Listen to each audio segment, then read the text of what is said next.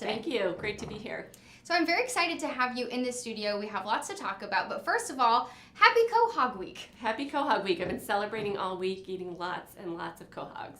So it's an exciting time to be celebrating this in Rhode Island. We are so fortunate enough to have a wonderful local seafood industry. And we're celebrating Quahog Week because not only of the environmental aspects, but the cultural and heritage impacts and aspects of that. And so you're going to kind of fill us in on all of that and why quahogs and shellfish overall are important to Rhode Island. So let's start a little bit about why quahogs, shellfish are important to Rhode Island, and we'll kind of break it down into economy, environmental, and overall. Okay, well, I could start way back before the colonial settlers because clams and seafood have been important for native populations, both for food and for jewelry and for currency. But more recently, we've been celebrating them because of the jobs, the delicious local seafood, and then what they say about our bay. And also, what's more Rhode Island than a quahog? So they are here locally, we manage them locally, they don't migrate anywhere. Last year we harvested over 20 million clams, all sustainably harvested, and it's a year-round industry. And we picked March because it's kind of a slow time for the seafood industry. People are thinking about it more in the summer, and we just wanted to give people a reminder that we have fresh local seafood all year round, and we have a whole fleet of people who go out every day and they harvest fresh clams. So it's kind of a fun way to celebrate our history, our economy, local food, and then the water quality in the bay that makes it possible to harvest more and more clams in a broader area each year.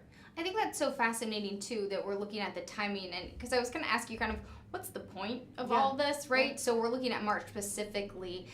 Let's talk a little bit about why it's important to buy locally, and then we'll get into some of the other aspects. Great. So we work a lot. The Department of Environmental Management is fortunate to oversee the Division of Agriculture.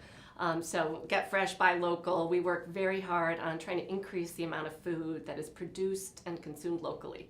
There's a number of reasons for that. One is that it supports local jobs, local families, local stories. These quahoggers who are going out before dawn and doing this back-breaking work, they're our friends, they're our neighbors, and we want to support their businesses.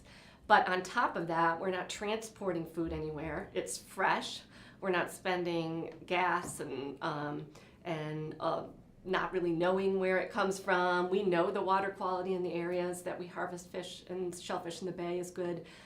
So it's kind of knowing your local food, reducing the footprint around transport, and then really just supporting local businesses. And when they sell locally, and then we have them in our restaurants, we're kind of keeping that currency local and leveraging all the benefits. So we want to support, and we have a great diverse fishing fleet. It's a year-round fleet. The hundreds of people who are quahoggers are just a small part of a bigger commercial fishing industry that is quintessentially Rhode Island, and it has thousands of jobs associated with it. So we really want to encourage people to support those local businesses. And of course, it's delicious, it's fresh. We have a million different ways to serve them. I've been having a blast having stuffies and chowder and, of course, raw clams, which are my favorite. Oh, yeah. Oh, so good. I know I was having this, it's kind of a heated debate here in Rhode Island what your favorite type of clam chowder is, or what your favorite clam dish is. So it's always kind of a fun debate, or not necessarily debate, but fun conversation to have. So it's good. It's good to do that. Yeah. And it's always fun to be able to have those conversations across the board wherever you are, or when you bring people into Rhode Island, to be able to take them to get some chowder and to expose them to Rhode Island seafood, which you really can't get other places, except for I found out today through materials that your office provided me that you can get Rhode Island shellfish in 50 states. That's fascinating.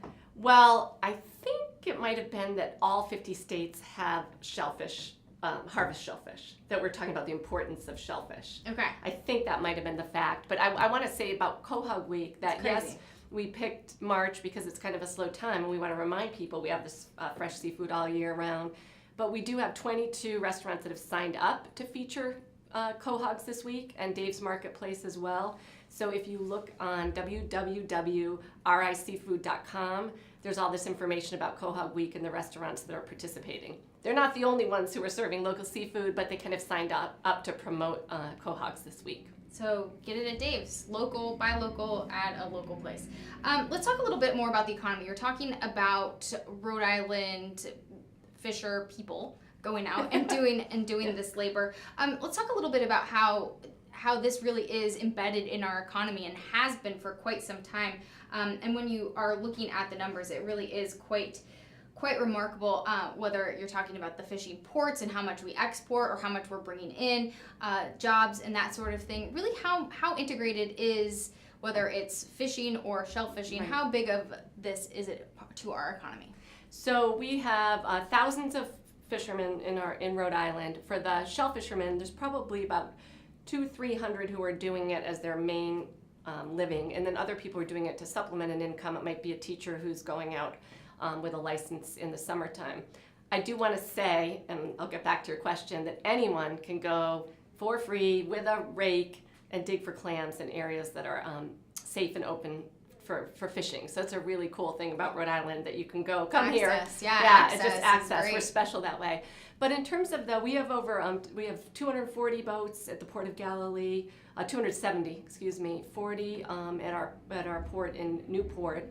The Quahoggers are in Bristol, they're in Warwick, they're in East Greenwich, they're in North and South Kingstown. So they're littler operations all across the state, and they really are integrated to our economy. So we have the jobs, the thousands of jobs related to the people who are fishing, and then the folks who are selling the ice or making the nets or the equipment, and then the distributors and the restaurants. So it's a big part of our food economy.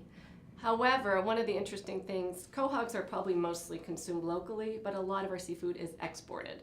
And we are the biggest squid port on the Atlantic coast. Our calamari is enjoyed all over the world. So we have an opportunity to consume more locally, but our industry is known all around the world. That's excellent. 5.51 million Rhode Island aquaculture farm value. That's incredible. Right. Yeah, our aquaculture industry is mostly oysters. Though recently we've had 9 kelp farms get started, Awesome. So that's interesting. I do want to follow up with that. Yeah, they are. That's an increasing sector and valuable. The oyster is beloved and more valuable than the clam in terms of what a consumer pays.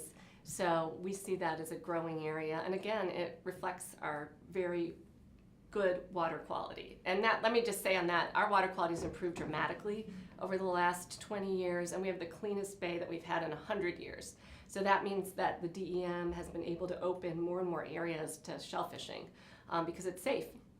Let's talk a little bit about that. So we looked at the economical impact and how it's kind of all tied in, but really Quahog Week looking at the environmental aspect. So when we're looking at shellfish, they're bivalves, they're very good for the environment. So let's talk about the environmental aspect when we're promoting this. Right. How are these sustainable food systems really all tied together environmentally?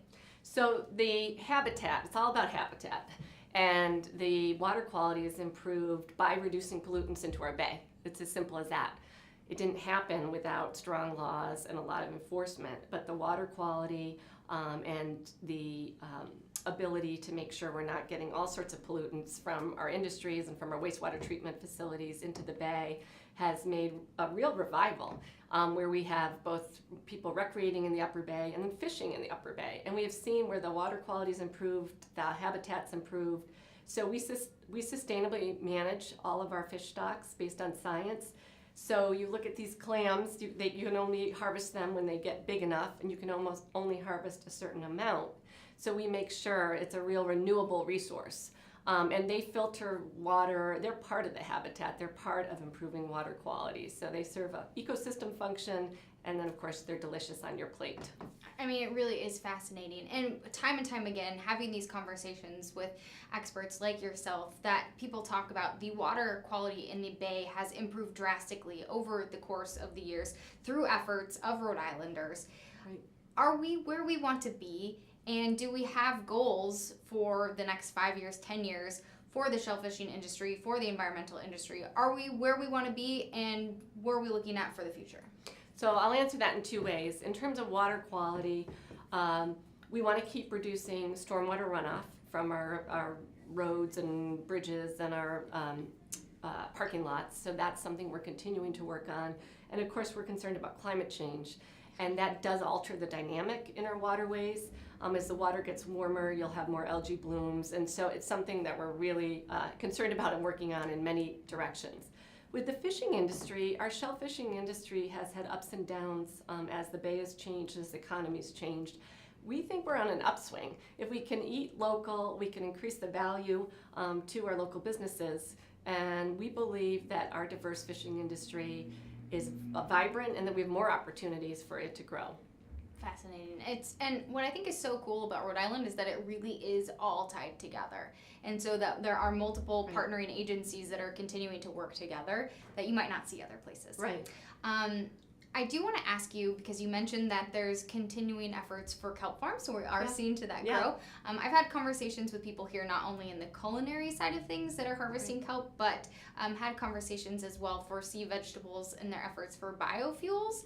So there's, like you mentioned, there's a lot of potential. I'm wondering if there is there any strategy, is there any thoughts on continuing investment for sea vegetables here in Rhode Island for the future?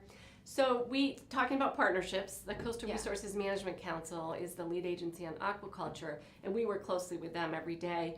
But there is a lot of innovation and excitement around what we might possibly do to increase aquaculture, including mussels on strings, off of wind farms, including kelp and other vegetable matter. So I have a feeling with our open arms that the people who are interested in this are going to see that we do some cool things in Rhode Island.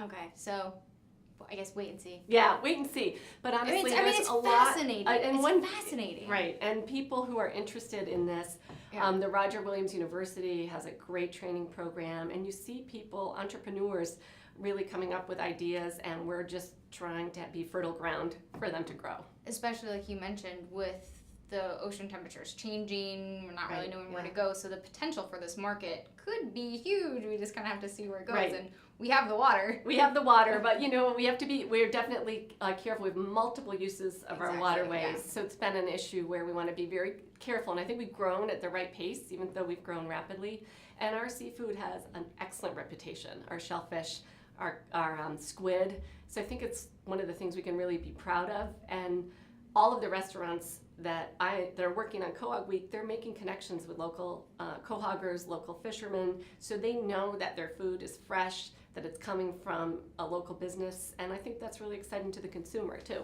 It is very exciting for multiple people involved. Before we let you go, because I know you do have to run, we've kept you here for a long time. I've been very excited to stay. Talk to me about clams and other things. I want to talk to you. Volvo race is coming up soon. You played a big part in helping bring it back to Rhode Island. Thoughts on the race coming back? May, so it's very soon. Right. Talk to us just a little bit about your feelings. Yeah, so again, something that lets us showcase all the things that are special about Rhode Island.